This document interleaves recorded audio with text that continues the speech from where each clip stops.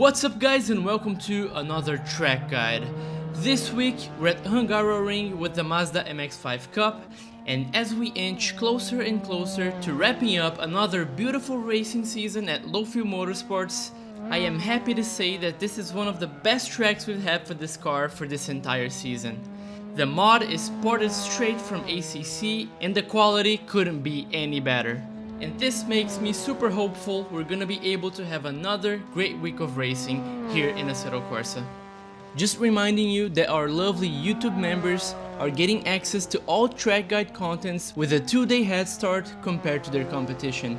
So if you want to become part of that group and support the work that I do, make sure you click the join button and don't forget to also join my Discord community to get the setups, ghost car, telemetry files, and all of the necessary information you need to schedule a coaching session with me, just like dozens of other LFM drivers have already done. Now let's get into the track guide.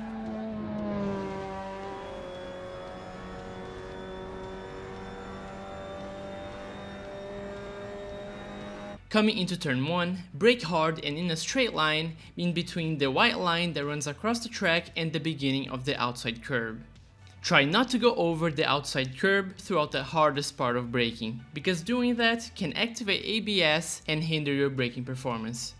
Around the apex, go around the inside curb without abusing it too much, because doing so can massively unsettle the car and go against our goal of setting up a super strong exit and using all of the track available.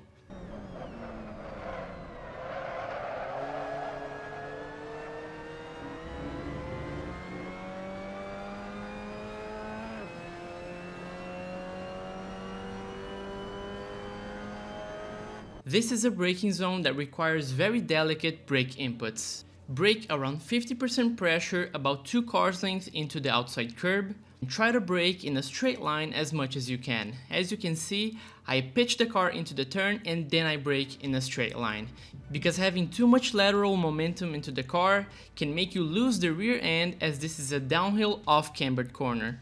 And we want to be under control the whole time because we're also trying to set up a fast exit into the very long straight.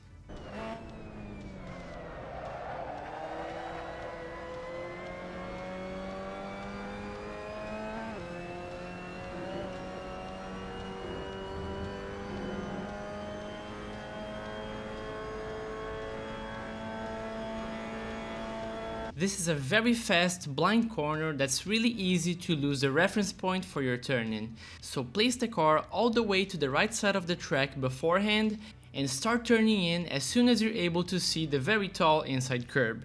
Before you hit it, come off the throttle completely and maybe even do a little bit of a brake stab just to get the nose in, and don't rush the reacceleration because it's very easy to either oversteer or understeer outside of the track limits.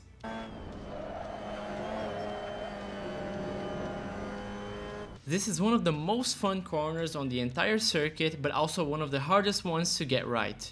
Start braking smoothly just before the curb on your right ends and try to keep the car relatively settled for an early reacceleration up the hill. This is one of those rare cases where your momentum almost matters more than your line. So prioritize momentum and be able to exit the corner without scrubbing the front tires too much.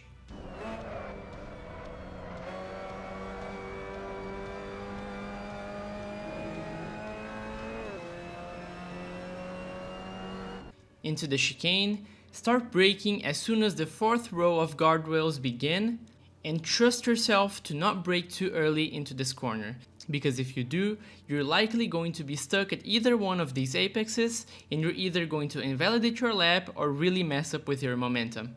For your line, aim to always go with your outside tires over the curb, looking to maximize track limits but also not invalidate your lap.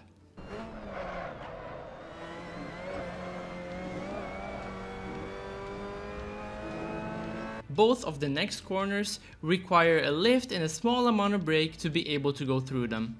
But if you decide to take the risky line and go over the very tall inside curbs, you are able to carry a lot more speed, because by going over them you get a little bit of extra rotation that needs to be managed and accounted for before going into the turn. If you decide to take them, remember that the safe approach is to dial your throttle back to around 50% to not put down more power than the chassis can handle and overwhelm the rear tires.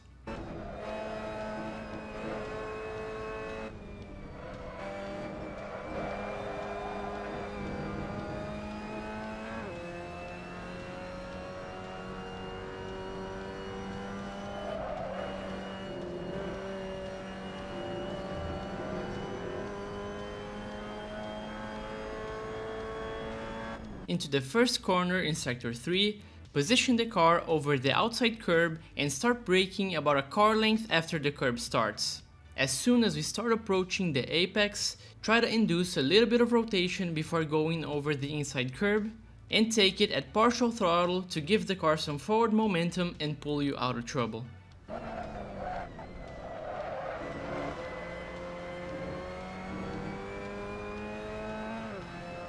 The key for this corner is to have a late apex and a decreasing speed rate that matches the line that we want to get. We need to keep the car balanced at all times so we're able to put the power down as early as we can. No matter how hard or how little you're going to brake for this, all that matters is that you do those two things correctly.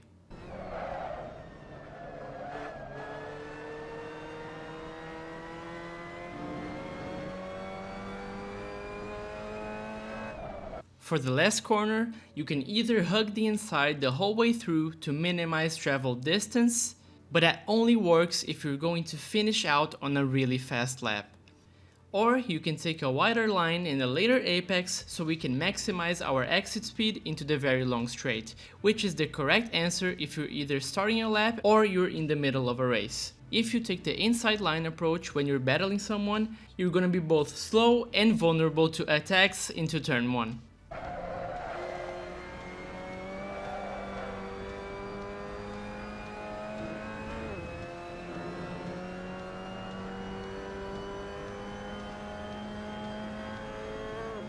So that was a lap around Hungaroring with the Mazda MX-5 Cup, and I hope this track guide was helpful to your week of racing in low fuel motorsports. Thank you so much for watching and enjoy the hot lap.